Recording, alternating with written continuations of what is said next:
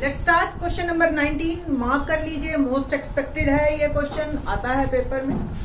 Question है जी, the ratio of A M and G M of two numbers A and B is M ratio N. A M and G M क्या होता है दो numbers का? A M मतलब arithmetic mean, तो कोई भी दो नंबर्स का ए एम यानी कि a plus B by two. Take it as a capital. And GM क्या होता है? अगर ए और बी के बीच में जीएम हो, यानी कि ये तीनों जीपी में, it means G by A is equal to B by G, या G square is equal to A B, और we can say that G is A B. तो ये आ गया root A B G M. इन दोनों का ratio A M and G M का रेशो एम रेशो एन दे रखा है। ए यानी कि a plus B by two, G यानी कि रूट ए बी, तो मैंने नीचे ही कर दिया, और ये है m by n। Now what we want to find और what we want to prove, show that a ratio b is equal to m plus root m square minus n square upon m minus root m square minus n। ये हमें prove करना है। Just check it, ये दे रखा है, ये prove करना है, यहां से चल के यहां पहुंचना है, बस ये मेरी इतनी सी प्रॉब्लम है।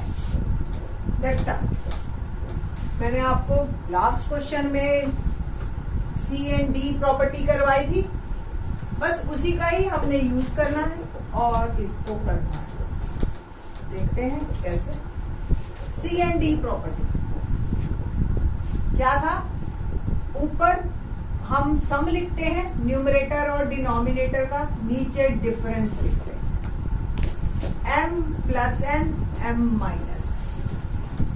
सी एंड डी प्रॉपर्टी क्या थी? a बाई बी अगर c बाई d के बराबर है तो a plus b a minus b के बराबर, c plus d c minus. ध्यान से देखिए, अगर a को रूट a का होल स्क्वायर लिखें और b को रूट b का होल स्क्वायर, तो a square b square 2ab बन गया। तो it can be written as root a plus root b whole square. Same denominator a plus b है, root a minus root b का whole square. हमें a by b तक जाना है, तो हम क्या करेंगे? अब taking square root both side, square root किया, स्क्वायर रूट लेते हैं तो यहाँ पे राइट लेफ्ट हैंड साइड मेरी स्क्वायर से फ्री हो जाएगी, root a plus root b, root a minus root b, और यहाँ पे आपको m प्लस n 1/2 और m माइनस n 1/2। नाउ एक बार कॉम्पोनेंटो डिविडेंडो फिर से लगाएंगे हम। देखिए, आप जब न्यूमरेटर डिनोमिनेटर में प्लस माइनस मिलता है, सबसे इजी प्रॉपर्टी है कॉम्पोनेंटो डिविडेंडो। तो once again C and D property, फिर से ऊपर आपका आ गया न्यूमरेटर एंड डिनोमिनेटर का सम, और नीचे आ गया डिफरेंस। ये साइन मैंने चेंज कर दिया। Same root m plus n plus root m minus n और root m plus n minus root m minus n। b से b कैंसल और यहाँ a से a कैंसल। ऊपर आपका इकट्ठा कलेक्टिवली हो गया 2 रूट a, और ये आ गया 2 रूट b, और ये आपका root m plus n plus root m minus n, root m plus n minus root m minus, 2 से 2 कैंसिल। हमें चाहिए था a बाई बी का रेशो, रूट a और रूट b का रेशो आ चुका है, बस स्क्वेयरिंग करते हैं और problem solve. Squaring both side, both side, तो ये आ गया है a बाई बी, और इसका जब आप स्क्वेयर करोगे, मैं लिख देती हूं पहले, स्क्वेयर और अपॉन में root m plus n minus root m minus n whole square. ना करिए जी, रूट ये a है पूरा, ये b है, और हम लगा रहे हैं आइडेंटिटी a प्लस b। ना a by b become a square plus B square plus 2ab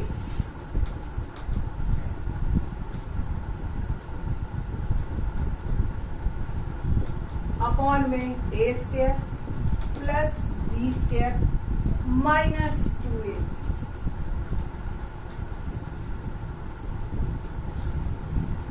N से एन कैंसल, सेम यहाँ भी एन से N cancel, 2m plus 2 root M square minus N square, ये मैंने मल्टीप्लाई किया, ठीक है जी। Same 2m minus 2 root M square minus, आप देख रहे हो 2 सब में है तो it will be cancel, m plus root M square minus M square और m minus root M square minus N square, a by b is hence proved। 20th देखते हैं। If ABC are in AP, BCD are in GP, 1/C, 1/D, 1/E are in EP, prove that, AP prove that। देखिए यहाँ पे जब कोई 3 terms AP और GP में देते हैं तो क्या रिजल्ट आपके दिमाग में आना चाहिए। फर्स्ट ऑफ ऑल ये देखिए, अगर कोई 3 नंबर आपको AP में कहे तो आप इसका यूज कैसे करेंगे। AP का मतलब B minus A is equal to C minus B, और we can say that twice of B is equal to A plus C। तो डायरेक्ट अब आगे से आप 11th क्लास में इसी रिजल्ट को ध्यान रखेंगे, twice of middle term is equal to sum of extremes या फर्स्ट ऑर्डर, ठीक है। सेम आपको एक और दे रखा है 1/C, 1/D और 1/E are in AP। What does it mean? Twice of 1/D is equal to 1/C plus 1/E, ये रिजल्ट, ठीक है जी। एक ये रिजल्ट आपके पास है, एक ये रिजल्ट आपके पास। सेम जब जीपी की बात करते हैं, BCD are in GP, यहाँ पे हमें A और R में नहीं जाना है, यहाँ हम BCD में रिलेशनशिप निकालेंगे। तो मैंने अभी बताया था आपको C by B is equal to D by C, या square of middle term is equal to product of first and third term या एक्सट्रीम्स। तो ये एक तीसरा रिलेशनशिप और आता। Now what we want to prove that ACE are in GP, ACE are in GP, ये मुझे प्रूव करना है। एक्चुअल में मुझे क्या प्रूव करना है, C square is equal to A, है ना, ये प्रूव करना है। अगर मैंने ये प्रूव कर दिया तो ये प्रूव हो जाएगा कि दीज आर इन GP। मेरे पास जो रिजल्ट है, मेरे को इन 3 रिजल्ट्स का यूज लेना है और यहां तक पहुंचना है। मैं यहां से शुरू करूंगी फ्रॉम थर्ड। आपको भी पता है C स्क्वायर BD के बराबर है और मुझे प्रूव करना है C स्क्वायर A। थर्ड से मैंने स्टार्ट किया C स्क्वायर BD, ठीक है। ये रिजल्ट यहां से शुरू किया। क्या मैं B की वैल्यू फर्स्ट से और D की वैल्यू 2 से निकाल सकती हूँ। पहले D को थोड़ा सा सॉल्व कर लेते हैं ताकि हम इसको यूज कर सके। कैसे, 2 by D is equal to LCM EC और we can say that E plus C। और यहां से हमने एक रिलेशनशिप और निकालना है, इसका reciprocal.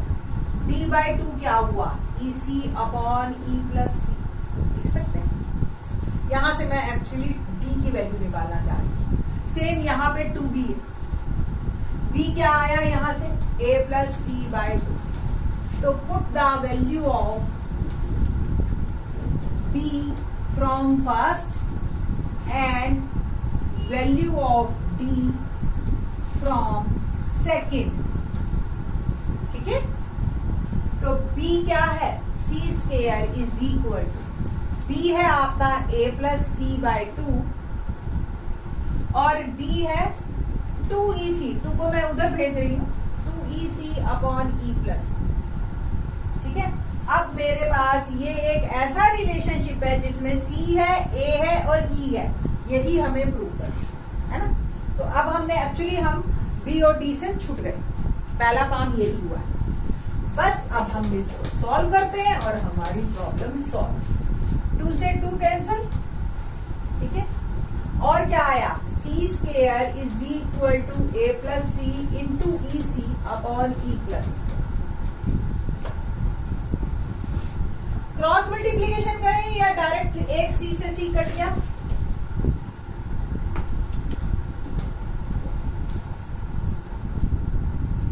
Now cross multiplication EC plus C square is equal to AE plus C, CE से CE cancel, hence proof. Very easy.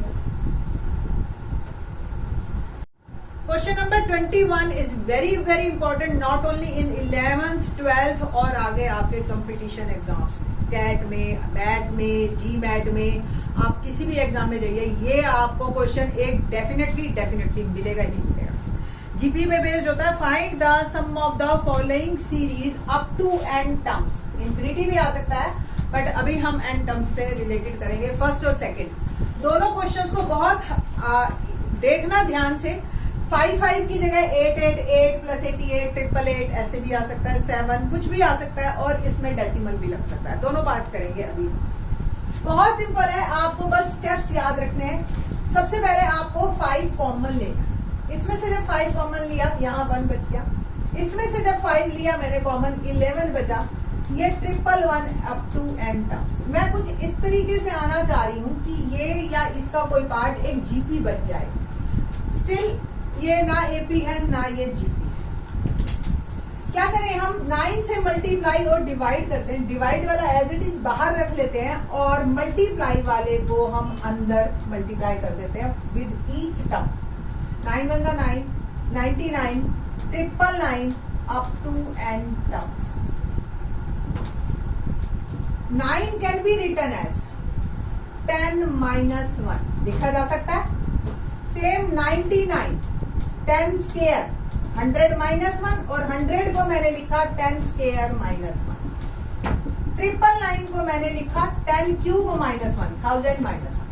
अब देखिए आप एक सिमिट्री देख रहे हैं, तो एंड सो ऑन हम n टर्म्स तक पहुंच सकते हैं। फर्स्ट टर्म को अलग करते हैं और नेक्स्ट टर्म को हम अलग करते हैं।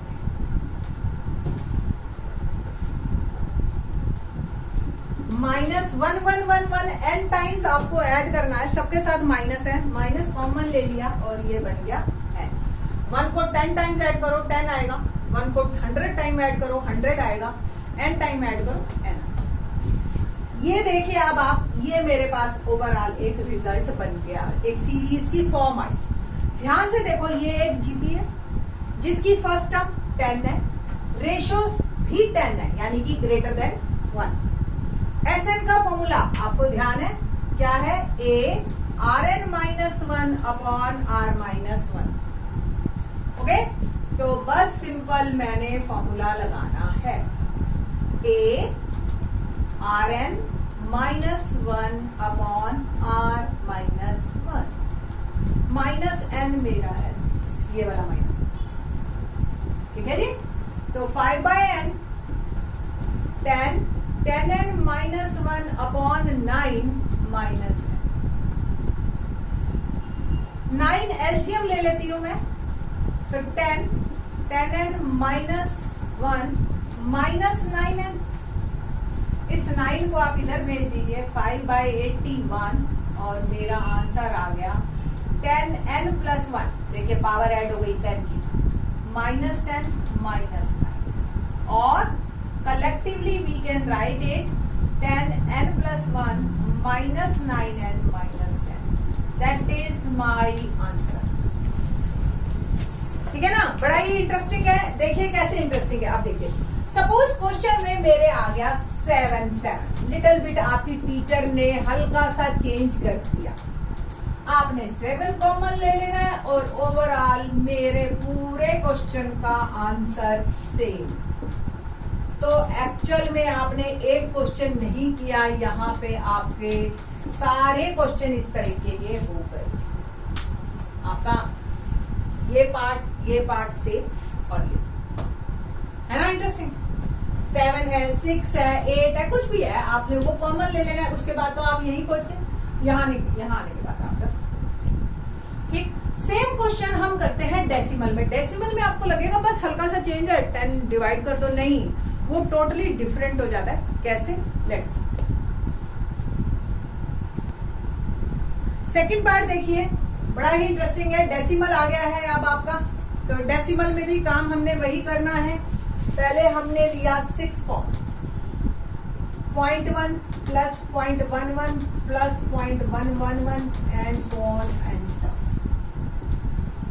अगेन 9 से ही मल्टीप्लाई और डिवाइड किया हमने। मल्टीप्लाई वाला अंदर भेज देंगे, डिवाइड वाला हम रख लेंगे अप टू एन।